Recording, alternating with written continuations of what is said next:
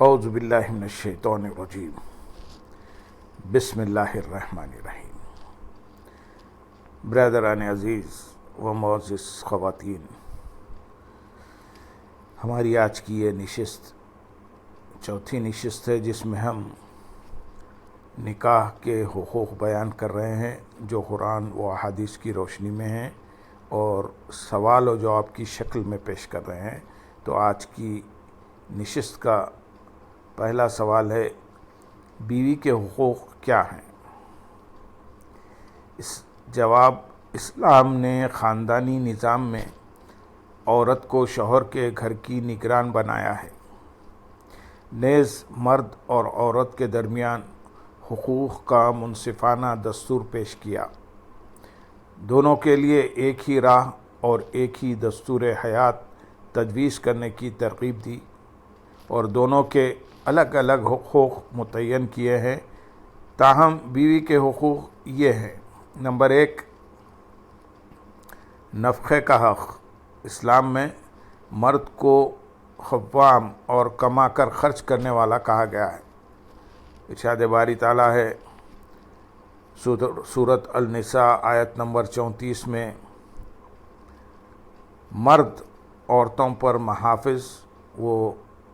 منتظم ہیں، اس لیے کہ اللہ نے ان میں سے بعض کو بعض پر فضیلت دی ہے اور اس وجہ سے بھی کہ مرد ان پر اپنے مال خرچ کرتے ہیں۔ اسی فضیلت و قوامیت کی بنا پر معاشرتی زندگی میں اس پر عورت کی نسبت زیادہ حقوق عائد کیے گئے ہیں۔ نکاح کا تعلق گو برابری کی بنیاد پر طے پاتا ہے اور اس میں فریقین کی رضا و رغبت کو یکساں طور پر دخل ہوتا ہے، مگر پھر بھی اسلام اس رشتہ ازدواج میں مرد پر زیادہ ذمہ داری عائد کرتا ہے۔ بیوی کے حقوق میں سے ہے کہ بیوی کے کھانے پینے، لباس اور رہائش کا خرچ شوہر اٹھائے، جیسا کہ حضرت معاویہ بن حیدہ رضی اللہ تعالیٰ عنہ سے مروی ہے کہ انہوں نے عرض کیا، یا رسول اللہ صلی اللہ علیہ وسلم، ہم میں سے کسی پر اس کی بیوی کا کیا حق ہے؟ آپ صلی اللہ علیہ وسلم نے ارشاد فرمایا، جب تم کھاؤ تو اسے بھی کھلاؤ، جب تم خود پہنو یا کماؤ تو اسے بھی پہناؤ، اس کے منہ پر نہ مارو، اسے برے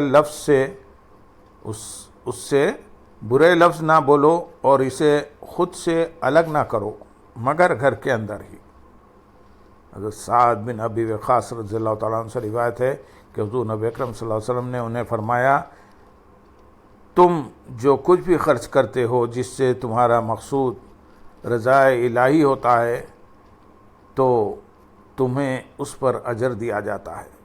یہاں تک کہ تم اپنی بیوی کے منہ میں جو لقمہ ڈالتے ہو اس پر بھی تمہیں اجر دیا جاتا ہے۔ مرد کو عورت کی جملہ ضروریات کا کفیل بنایا گیا ہے، اس میں اس کی خوراک، سکونت، لباس وغیرہ تمام اشیاء شامل ہیں۔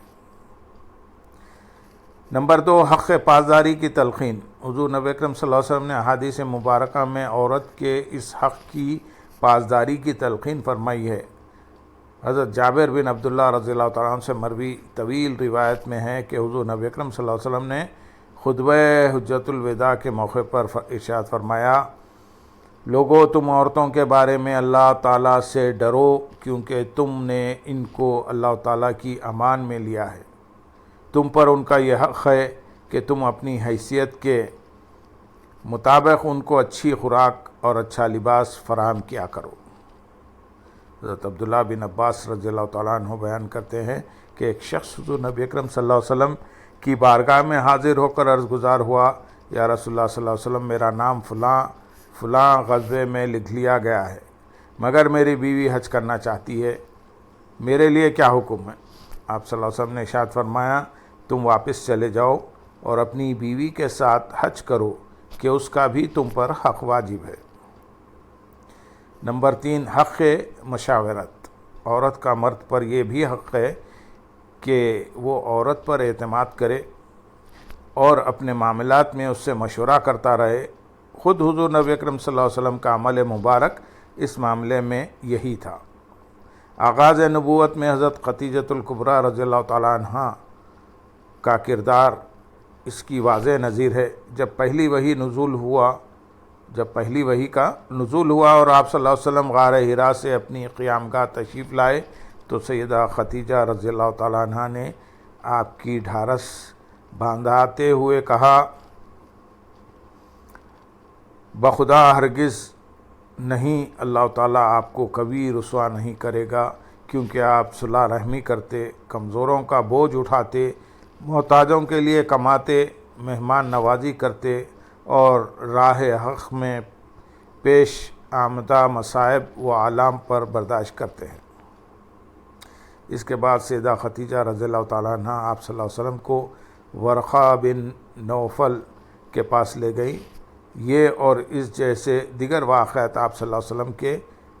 سیدہ خدیجہ رضی اللہ تعالیٰ عنہ پر اعتماد کے مظاہر ہیں۔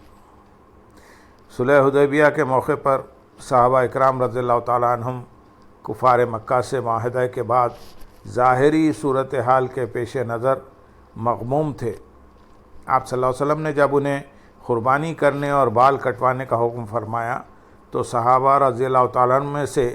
کوئی بھی کھڑا نہ ہوا۔ اس پر آپ صلی اللہ علیہ وسلم اپنی قیام گاہ پر حضرت ام سلمہ رضی اللہ تعالیٰ عنہ کے پاس تشریف لائے اور ان سے مشورہ کیا تو حضرت ام سلمہ رضی اللہ تعالیٰ عنہ نے آپ صلی اللہ علیہ وسلم کو مشورہ دیتے ہوئے عرض کیا، اے نبی اللہ، کیا آپ یہ چاہتے ہیں کہ وہ آپ کے حسب حکم قربانی کریں اور سر منڈوائیں؟ تو پھر آپ صلی اللہ علیہ وسلم ان کی طرف تشریف لے جائیں اور ان میں سے کسی سے بھی گفتگو نہ کریں، بلکہ اپنی قربانی کا جانور ذبح فرمائیں اور حجام کو بلائیں جو آپ صلی اللہ علیہ وسلم کے بال کاٹے گا۔ اس پر آپ صلی اللہ علیہ وسلم باہر تشریف لے گئے اور آپ صلی اللہ علیہ وسلم نے کسی سے کلام نہ فرمایا، بلکہ اسی طرح کیا، یعنی قربانی کا جانور ذبح کیا اور حجام کو بلایا جس نے آپ صلی اللہ علیہ وسلم کے بال کاٹے۔ جب صحابہ اکرام رضی اللہ تعالیٰ عنہ نے یہ دیکھا تو اتباع رسول صلی اللہ علیہ وسلم میں وہ بھی کھڑے ہو گئے اور قربانی کرنے لگے اور ایک دوسرے کے بال بنانے لگے۔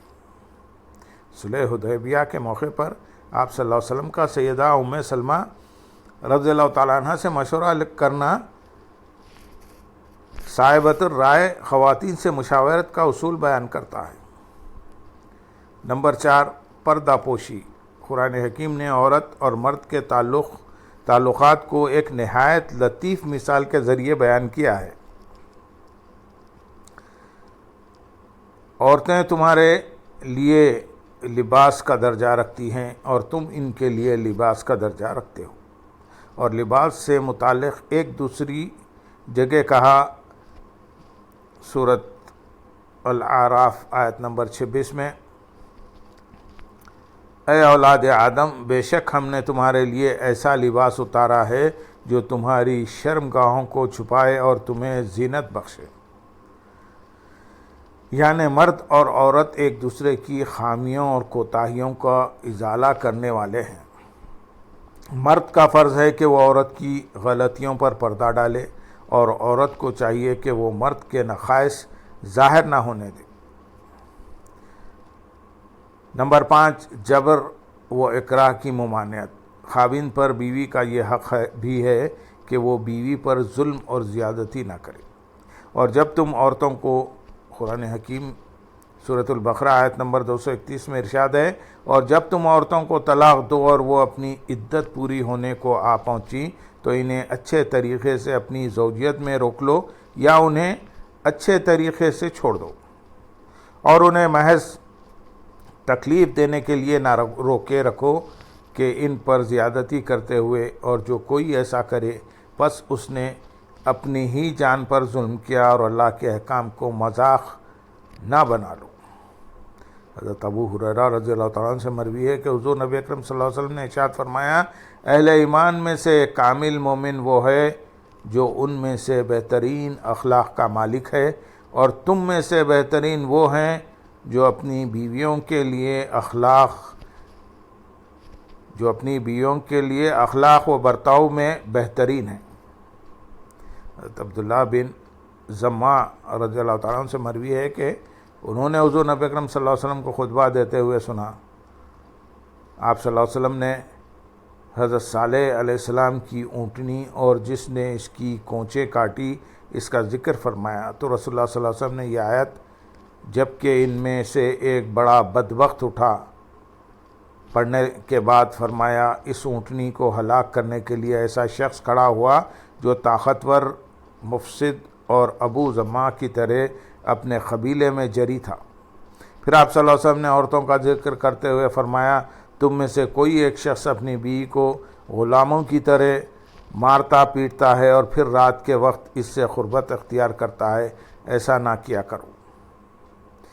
ام المومنین حضرت عائشہ صدیقہ رضی اللہ تعالیٰ عنہ فرماتی ہے رسول اللہ صلی اللہ علیہ وسلم نے کبھی کسی کو اپنے ہاتھ سے نہیں مارا، نہ کسی عورت کو اور نہ ہی کسی خادم کو۔ ایک اور روایت میں ام المومنین حضرت عائشہ صدیقہ رضی اللہ تعالیٰ عنہ فرماتی ہے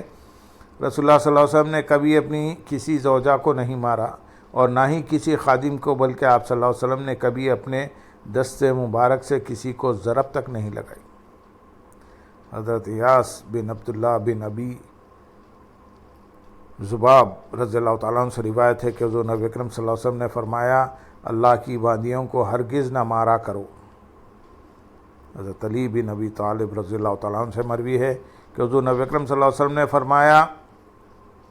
تم میں سے بہترین شخص وہ ہے جو اپنے گھر والوں کے لیے بہتر ہے اور میں اپنے گھر والوں کے لیے تم سب سے بہتر ہوں۔ سوائے برگزیدہ اور عزت والے شخص کے بیویوں کی عزت کوئی نہیں کرتا اور سوائے ذلیل و کمینے شخص کے ان کی اہانت کوئی نہیں کرتا۔ سوال خاوند کے حقوق کیا ہیں؟ جواب اسلامی تعلیمات کی روح سے مرد اور عورت دونوں کو اپنے اپنے دائرۂ عمل میں فوقیت اور برتری حاصل ہے اور دونوں کے حقوق برابر ہیں۔ خاوند کے حقوق یہ ہیں: نمبر 1 تحفظ عزت و ناموس۔ خاوند کے حقوق میں سے ہے کہ بیوی اس کی اطاعت و فرما برداری کرے، اس کی غیر موجودگی میں اس کی عزت و آبرو اور مال و دولت کی حفاظت کرے۔ قرآن حکیم میں اللہ تعالیٰ نے شوہر کے حقوق پورے کرنے والی بیویوں کے اوصاف یوں بیان فرمائے ہیں۔ سورۃ النساء آیت نمبر 34 میں ارشاد ہے پس نیک بیویاں اطاعت شار ہوتی ہیں، شوہروں کی عدم موجودگی میں اللہ کی حفاظت کے ساتھ اپنی عزت کی حفاظت کرنے والی ہوتی ہیں۔ یعنی خاوند کی اطاعت کرنا، اس کے حکم کی بجاوری کرنا بشرط یہ کہ خلاف شریعت نہ ہو، اور اس کی عزت یعنی اپنی پاک دامنی کی حفاظت کرنا اور خاوند کے مال کی حفاظت کرنا اس کے حقوق ہے۔ حضرت ابو ہریرہ رضی اللہ تعالیٰ عنہ سے مروی ہے کہ حضور نبی اکرم صلی اللہ علیہ وسلم سے عرض کیا گیا خواتین میں سے کون سی عورت اچھی ہوتی ہے؟ آپ صلی اللہ علیہ وسلم نے فرمایا جب اس کا خاوند اس کی طرف دیکھے تو اپنے خاوند کے لیے فرحت و مسرت کا باعث بنے، جب وہ کوئی خواہش کرے تو پوری کرے، اور جس چیز کو خاوند ناپسند کرتا ہو تو وہ نہ اپنی ذات کے معاملے میں اور نہ ہی شوہر کے مال کے معاملے میں اس کی مخالفت کرے۔ بیوی پر اپنے خاوند کا یہ حق ہے کہ وہ اپنے مزاج و طبیعت میں خوش خلق، خدمت گزار، محبت و مودت اور طہارت و نفاست کا پیکر اور زیب و زینت کے لحاظ سے گھر میں شوہر کو ایسی نظر آئے کہ شوہر کو اسے دیکھتے ہی قلبی مسرت اور راحت ملے اور اس کا رجحان کبھی بھی گناہ کی طرف نہ جانے پائے، گویا اسے اپنی طرف ایسا راغب رکھے کہ وہ کسی اور کی طرف رغبت کا سوچ بھی نہ سکے۔ شوہر کام کاج سے تھکا ماندہ گھر واپس پہنچے تو بیوی مسکراتے چہرے اور دلکش انداز سے اس کا استقبال کرے تاکہ تھکن دور ہو جائے اور گھر آنا اس کے لیے سکون کا باعث بنے، جیسا کہ حضرت ابو امامہ رضی اللہ تعالیٰ عنہ سے مروی ہے کہ حضور نبی اکرم صلی اللہ علیہ وسلم نے ارشاد فرمایا اللہ کے تقویٰ کے بعد مومن کو نیک بیوی سے زیادہ کسی بھی چیز سے فائدہ نہیں ہوا۔ اگر وہ اسے حکم دے تو وہ اپنے خاوند کی اطاعت کرے، اگر اس کی جانب دیکھے تو وہ اسے خوش کرے، اگر وہ اس پر بھروسہ کر کے کوئی قسم کھا لے تو وہ اسے پورا کرے، اور اگر شوہر کہیں چلا جائے تو بیوی اس کی عدم موجودگی میں اپنی جان، عزت و آبرو اور اس کے مال کی حفاظت کرے۔ نمبر 3، نافرمانی پر وعید۔ خاوند کا یہ بھی حق ہے کہ وہ بیوی کو قربت کے لیے بلائے تو بغیر کسی عذر شرعی یا صحت کی خرابی کے اسے انکار نہ کرے، کیونکہ اس کا یہ طرز عمل اللہ کی ناراضگی اور دین کے فساد کا باعث بن سکتا ہے۔ حضرت ابو ہریرہ رضی اللہ تعالیٰ عنہ بیان کرتے ہیں کہ حضور نبی اکرم صلی اللہ علیہ وسلم نے فرمایا، جب کوئی آدمی اپنی بیوی کو قربت کے لیے بلائے اور وہ بغیر کسی صحیح عذر کے انکار کر دے اور وہ شخص اس سے ناراضگی کی حالت میں ہی رات بسر کرے تو فرشتے صبح تک اس عورت پر لعنت بھیجتے رہتے ہیں۔ حضرت ابو ہریرہ رضی اللہ تعالیٰ عنہ ہی سے مروی ہے کہ حضور نبی اکرم صلی اللہ علیہ وسلم نے فرمایا، اس ذات کی قسم جس کے قبضہ قدرت میں میری جان ہے، جس شخص نے اپنی بیوی کو ازدواجی تعلق کے لیے بلایا اور وہ بغیر عذر کے انکار کر دے تو اس سے آسمانوں میں موجود ذات باری تعالیٰ اس وقت تک ناراض رہتی ہے جب تک اس کا شوہر اس سے ناراض نہ ہو جائے، جب تک اس کا شوہر اس سے راضی نہ ہو جائے۔ حدیث مبارک کے الفاظ سنیں کہ اس ذات کی قسم جس کے قبضہ قدرت میں میری جان ہے، جس شخص نے اپنی بیوی کو ازدواجی تعلق کے لیے بلایا اور وہ بغیر عذر کے انکار کر دے تو اس سے آسمانوں میں موجود ذات باری تعالیٰ اس وقت تک ناراض رہتی ہے جب تک اس کا شوہر اس سے راضی نہ ہو جائے۔ حضرت عبداللہ بن عباس رضی اللہ تعالیٰ عنہ سے مروی ہے کہ حضور نبی اکرم صلی اللہ علیہ وسلم نے فرمایا، مجھے دوزخ دکھائی گئی تو اس میں زیادہ تر عورتیں تھیں کیونکہ وہ ناشکری کرتی ہیں۔ عرض کیا گیا، وہ اللہ کی ناشکری کرتی ہیں؟ آپ صلی اللہ علیہ وسلم نے فرمایا، خاوند کی ناشکری کرتی ہیں اور اس کے احسان کا انکار کر دیتی ہیں، جبکہ خاوند اسے اور اپنی اولاد کو اپنی کمائی سے رہائش، خورد و نوش سمیت تمام ضروریات زندگی، آسائشیں اور جملہ راحتیں مہیا کر رہا ہوتا ہے۔ اگر تم ان میں سے کسی ایک کے ساتھ عمر بھر نیکیاں کرو، پھر اسے تمہاری کوئی ایک شے بھی ناپسند لگے یا اسے ذرہ بھر بھی تکلیف پہنچ جائے تو کہہ دے گی، میں نے تم سے کبھی کوئی بھلائی نہیں پائی۔ بیوی شوہر کی اجازت کے بغیر نفلی روزہ نہ رکھے، جیسا کہ حضرت ابو ہریرہ رضی اللہ عنہ سے مروی ہے کہ حضور نبی اکرم صلی اللہ علیہ وسلم نے ارشاد فرمایا، عورت کا خاوند اگر موجود ہو تو رمضان کے روزوں کے علاوہ اس کی اجازت کے بغیر کوئی روزہ نہ رکھے۔ اللہم صلی علی سیدنا محمد وعلی آل سیدنا محمد وبارک وسلم، وآخر دعوانا ان الحمد للہ رب العالمین۔ سبحان